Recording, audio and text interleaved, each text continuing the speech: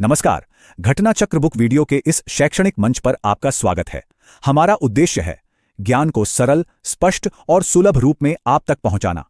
आइए आरंभ करते हैं अध्ययन और सफलता की इस यात्रा को। कभी सोचा है कोई भी स्टेट गवर्नमेंट चलती कैसे है? उसका जो हेड होता है यानी मुख्यमंत्री, वो चुना कैसे जाता है? इस पूरे सफर को समझना एक तरह से हमारे लोकतंत्र की जड़ों को समझना है।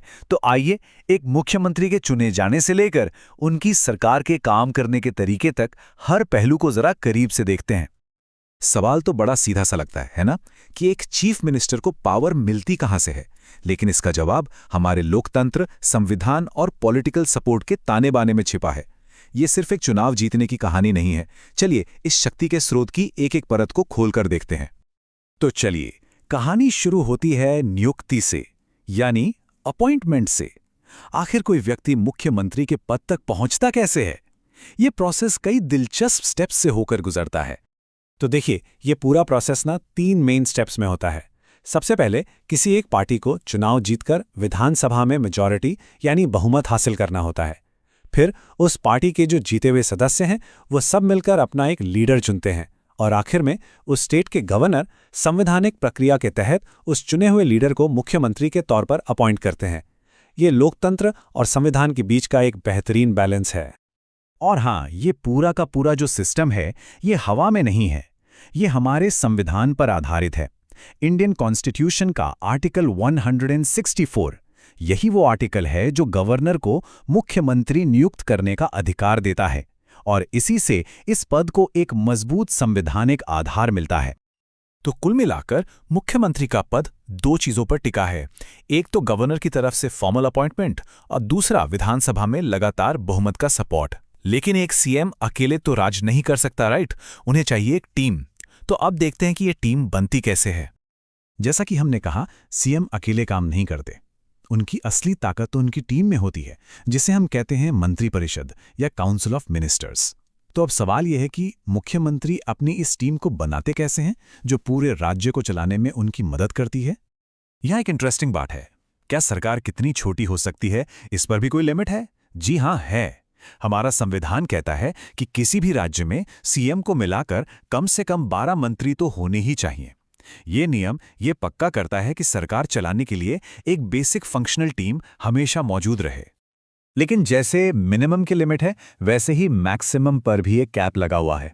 91st कॉन्स्टिट्यूशनल अमेंडमेंट के मुताबिक मंत्रिपरिषद बहुत बड़ी नहीं हो सकती। ऐसा क्यों? ताकि सरकार असरदार तरीके से काम करे और जनता का पैसा बेवजह खर्च ना हो। अच्छा, टीम तो बन गई, पर यह टीम काम कैसे करती है? इसके पीछे एक बहुत ही जरूरी सिद्धांत है, एक कोर प्रिंसिपल है जिस पर पूरी की पूरी सरकार टिकी होती है। इस एक लाइन का मतलब बहुत गहरा है। इसका मतलब है कि पूरी सरकार एक सिंगल यूनिट की तरह काम करती है। अगर सरकार कोई फैसला लेती है तो हर मंत्री उसके लिए जिम्मेदार है, भले ही वो पर्सनली उससे सहमत हो या ना हो। इसे कहते हैं सब एक साथ तैरते हैं या एक साथ डूबते हैं, और उनकी ये जवाबदेही सीधे जनता द्वारा चुनी गई विधानसभा के प्रति होती है। चलिए अब कुछ ऐसे खास और दिलचस्प नियमों पर नजर डालते हैं जो राज्य के मंत्रियों के कामकाज को कंट्रोल करते हैं। इन्हें आप फाइन प्रिंट भी कह सकते हैं, जो पूरी व्यवस्था को समझने के लिए बहुत जरूरी हैं। ये वाला नियम तो बहुत ही इंटरेस्टिंग है। कोई भी व्यक्ति जो विधानसभा का सदस्य नहीं है वो भी मंत्री बन सकता है, लेकिन यहाँ एक शर्त है। उसे 6 महीने के अंदर अंदर चुनाव जीतकर विधानसभा में आना ही होगा।